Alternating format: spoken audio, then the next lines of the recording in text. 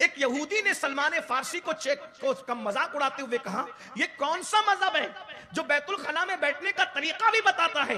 तो सलमान फारसी सरकार ने फरमाया, यही तो मजहब है जो बैतुल खला में भी हमें यतीम नहीं छोड़ता। हत्ता कि अगर आप फिक़ह की किताब उठा करके देखें तो सर्दी में इस्तिंजा करने का तरीका अलग बताया, गर्मी में इस्तिंजा करने का तरीका अलग बताया।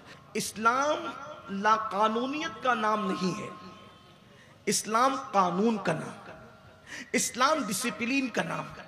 हमारे मजहब कितना कानून पाबंद है हमारा मजहब कि हमारे नबी ने बैतुल खला में कौन सा पैर रखना चाहिए ये कानून भी अता किया।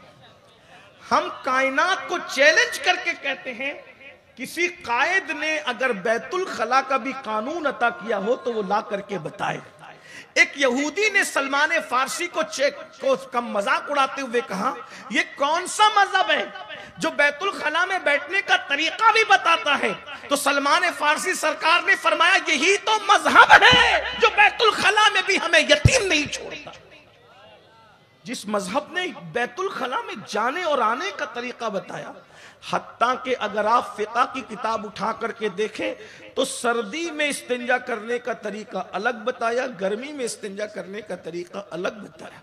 अगर माइक पर नहीं होता तो मैं आपको बताता कि उसकी हिकमतें क्या है, लेकिन वो इस वक्त न इसका वक्त है न टाइम है, बच्चे बड़े मर्द औरतें सब सुनते हैं, इसलिए मैं इसको यहाँ पर बात नहीं करता। आप अपने उलमा से जाकर, मुफ्तियान किराम से जाकर, मैं सबके नाम तो नहीं जानता, हमारे हज़रत अल्लामा हमारे भाई मुफ्ती मंजर अशरफी साहब यहाँ पर मौजूद हैं और भी उलमा मौजूद है, सबके नाम मुझे नहीं पता, लेकिन आप इनसे पूछे सर्दी और गर्मी में इस्तिंजा के अहकाम बदल क्यों जाते हैं तो वो आपको बताएंगे कि सर्दी में जिल्द सुकड़ती है तो अहकाम अलग हो जाते हैं, और गर्मियों में जिल्द जब वो फैलती है तो अहकाम अलग हो जाते हैं। देखिए इस्लाम की बारीकी का, साइंस का तसव्वुर और ख्वाब जहां तक ना पहुंच सका, इस्लाम वहां की बात 1450 साल पहले बयान कर चुका।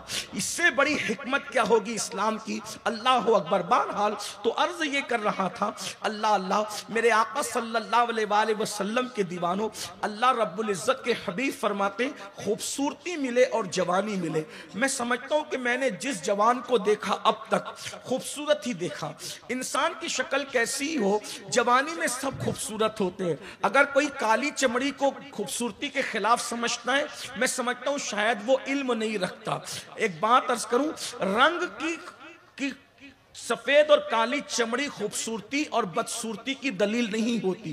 खूबसूरती एक मुकम्मल उन्वान है, एक मुकम्मल टॉपिक है और उसके मुकम्मल तकाजे हैं। नाक, आँख और रुखसार और फिर सारी चीज़ें एक अपनी जगह है। एक बात अर्ज करूं, कुदरत ने इंसान को जो आज़ा दिए, उसी नहज पर कुदरत ने कुछ फूल भी पैदा किए।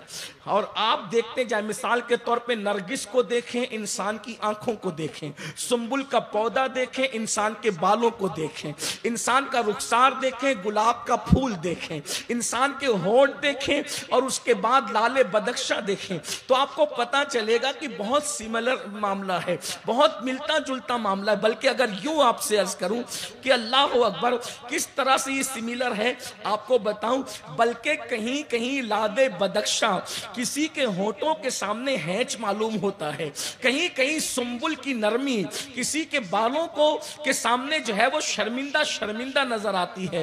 किसी दिन अगर चांद को जमीन पे बुलाने का इख्तियार हो तो हम बुला करके कहें कि आओ जरा हमें भी देख लो और हमारी कौम को भी देख लो, तो शायद चांद 14वीं रात में चमकने का शऊर ही भूल जाए।